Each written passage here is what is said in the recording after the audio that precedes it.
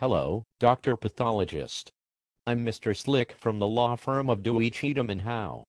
I'm here to take your deposition regarding an autopsy you did 2 years ago. I have waited until the statute of limitations was about to expire before I filed a lawsuit against your hospital. Did you get the subpoena I sent you? Yes, I did. As treating pathologist, I will only give testimony as a fact witness. You cannot use me as an backdoor expert in this case. Oh, are you admitting that you are not an expert? And that you don't know what you are doing? No, Mr. Slick.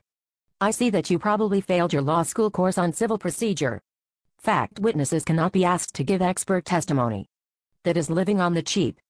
And, by the way, it was not necessary to send a county sheriff to my house to give me the subpoena. You could have sent it to my department or to the hospital counsel's office. Yes, but I wanted to show you that I'm a real lawyer who can do scary things with the law. Whatever. Now have me sworn in, and let's get this over. Okay. Dr. Pathologist, we are here today to talk about the case of Mr. I am dead. Did you know him? No, I did not. I was simply assigned to perform his autopsy by the doctors who took care of him. So, you didn't even take a couple of minutes to try to ask Mr. Dead any questions about his experiences in the hospital? When I first saw him, he was dead. In the morgue. That sounds like a very lame excuse, Dr. Pathologist. Another example of the coldness of doctors today. Excuse me, but I have to ask this. Are you demented? I ask the questions, doctor. I call the shots. I'm a real attorney, and a scary one too. Now, what was Mr. Dead's blood pressure and pulse rate when you first examined him? He was already deceased, you moron. What do you think an autopsy is? That answer is non-responsive. I'm going to tell the judge on you for that. I have told you that I'm the one who gets to ask the questions, no matter how dithering and egregiously ridiculous they may be.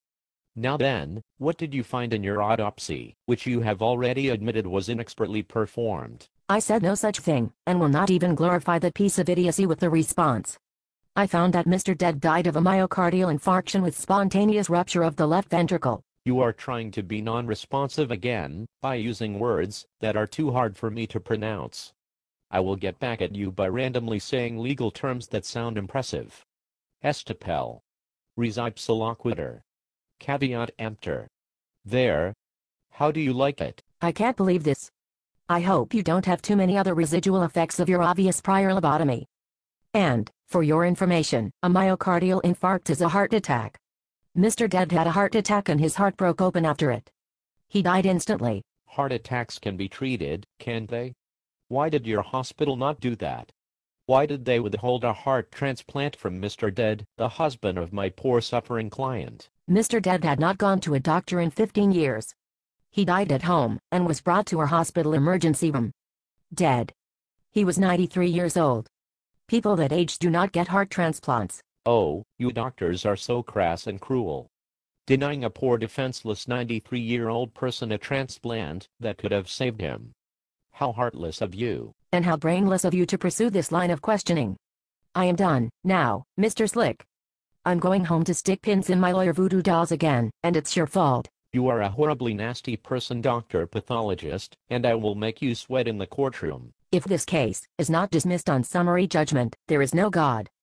Or, the judge has been piffed. Goodbye, Mr. Slick. If you would like to change into your running clothes to tackle the ambulances outside, the locker room is in the hospital basement.